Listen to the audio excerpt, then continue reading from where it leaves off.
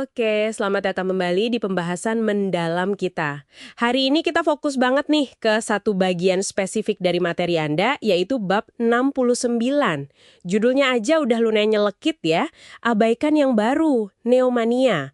Nah ini kita mau gali nih, obsesi kita sama hal-hal baru itu sebenarnya gimana sih? Pernah nggak sih Anda perhatiin, kita tuh gampang banget gitu ya, terpesona sama teknologi terbaru, tren terkini, kadang mungkin agak berlebihan malah. Iya, iya. Dan sumber ini di bab 69 itu langsung ngasih contoh yang bikin kita mikir ya. Ingat nggak prediksi-prediksi masa depan dari katakanlah 50 tahun lalu? Oh, yang itu ya? Hahaha, iya ingat. Yang kayak jalan raya di langit. Apa tuh kota serba kaca? Betul. Terus ada liburan rutin ke bulan, manusia hidup di kapsul plastik. Kau lihat sekarang kedengeran agak, ya lucu ya. Lucu banget sih. Nah, bab ini bilang, kesalahan prediksi kayak gitu tuh, akarnya ada di fenomena yang disebut neomania. Oke, mari kita bedahi nih. Apa sih neomania itu? Jadi gini, neomania ini dijelasin di bab 69, itu bukan sekedar kita suka hal baru ya, tapi lebih kayak kegilaan, mania. Mania ya? Oke. Iya, semacam bias kognitif gitu. Kecenderungan kita buat menilai terlalu tinggi pentingnya teknologi atau ide baru. Apalagi yang lagi heboh dibicarain, yang gemerlap gitu. Sambil? Nah ini dia, sambil kita meremehkan nilai atau ketahanan dari teknologi, metode atau konsep yang udah ada. Yang udah terbukti waktu, yang mungkin kelihatannya agak biasa aja atau membosankan. Oke. Jadi kayak kita silau sama yang baru, terus lupa sama yang lama yang sebenarnya udah kuat gitu ya. Bab ini kayaknya kritis banget ya sama sikap ini. Kritis banget. Penulisnya bahkan secara spesifik nyorot perilaku yang dia sebut irrational atau irasional dari para early adopters. Oh, para pemburu gadget baru itu ya? Nah, iya. Orang-orang yang kayaknya harus jadi yang pertama punya teknologi atau gadget paling baru. Sumber ini bilang, dorongan mereka itu seringkali bukan karena manfaat nyatanya nambah, tapi lebih karena... Karena baru aja. Persis, karena pengen punya hal baru itu sendiri. Seolah-olah baru itu udah punya nilai. Padahal ya belum tentu terbukti kan. Penulisnya sampai pakai istilah kayak terjangkit neomania loh. Wah, dalam juga ya kritiknya, sampai dibilang terjangkit. Tapi kan, gimana ya, inovasi kan penting juga buat kemajuan. Betul, betul. Terus gimana dong kita bedainnya antara kita cuma ikut-ikutan tren karena neomania, sama kita beneran mengapresiasi teknologi baru yang emang bagus dan bermanfaat? Ada panduannya nggak di bab ini? Pertanyaan bagus itu. Gini, sumber ini sebenarnya nggak ngelarang kita pakai yang baru kok. Tapi lebih nekenin ke perubahan cara pandang kita aja. Cara pandang ya? Iya. Kuncinya itu skeptisisme yang sehat dan fokus ke daya tahan atau longevity. Bab ini bilang, sesuatu yang udah bertahan lama, entah itu teknologi, ide, atau praktek, itu kemungkinan besar punya kualitas intrinsik. Kualitas yang bikin dia relevan terus gitu loh. Tepat. Dan kemungkinan besar akan tetap relevan di masa depan. Jadi daya tahan itu prediktor masa depan yang lebih bisa diandelin daripada status baru doang. Kebaruan kan sifatnya sebentar ya.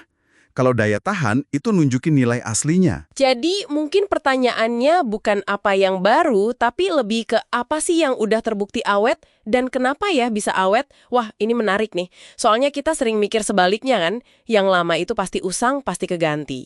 Nah itu dia. Justru menurut bab ini, yang lama itu seringkali kita underestimate, kita remehkan perannya di masa depan.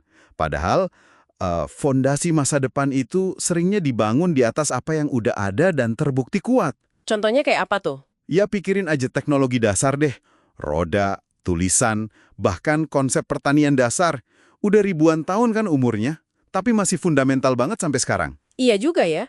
Meskipun banyak inovasi baru di sekelilingnya. Betul.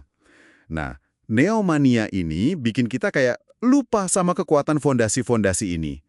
Kita terlalu fokus ke kilau perubahan drastis yang dijanjikan yang baru. Oke. Ini mulai kebayang relevansinya.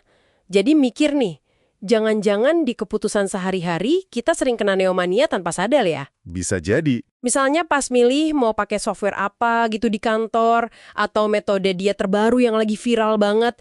Jangan-jangan kita cuekin solusi lama yang efektif cuma karena rasanya kurang canggih aja gitu. Persis. Itu contoh bagus. Bias neomania ini bisa nyelip di mana-mana dalam keputusan kita. Nah, sumber ini, bab 69 ini, nantang Anda nih para pendengar, buat secara aktif ngelawan tarikan ini. Gimana caranya tuh? Ya, sebelum kita loncat ke hal baru berikutnya, bab ini nyaranin kita buat berhenti dulu sejenak. Tanya ke diri sendiri, ini beneran lebih baik secara fundamental atau cuma kelihatan keren karena baru? Evaluasi dulu ya. Iya. Terus tanya lagi, solusi yang udah ada sekarang yang lagi saya pakai, ada nggak sih keunggulan tersembunyinya? Mungkin soal keandalan, kesederhanaan, atau daya tahan yang selama ini kita abaikan. Intinya sih, ngembangin filter kritis terhadap kebaruan demi kebaruan. Oke, jadi rangkuman dari bab 69 ini intinya adalah peringatan ya. Hati-hati sama silaunya hal baru. Neomania itu bisa bikin kita salah langkah, salah menilai masa depan, terus malah ngabaikan nilai dari yang udah teruji. Betul. Daya tahan, bukan sekedar baru, itu mungkin kompas yang lebih akurat buat navigasi masa depan. Wah, ini perspektif yang cukup melawan arus ya di zaman yang kayaknya terobsesi banget sama inovasi. Iya, bisa dibilang begitu. Dan ini ngasih kita satu bahan renungan penting nih buat Anda bawa pulang dari pembahasan kita kali ini. Khususnya dari bab 69 ini. Apa tuh? Coba deh, luangkan waktu sebentar nanti, pikirkan satu area spesifik dalam hidup Anda.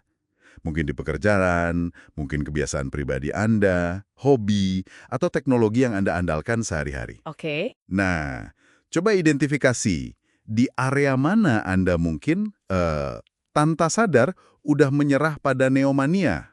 Ada nggak sih solusi, metode, atau alat lama yang sebenarnya udah terbukti andal, tapi Anda kesampingkan?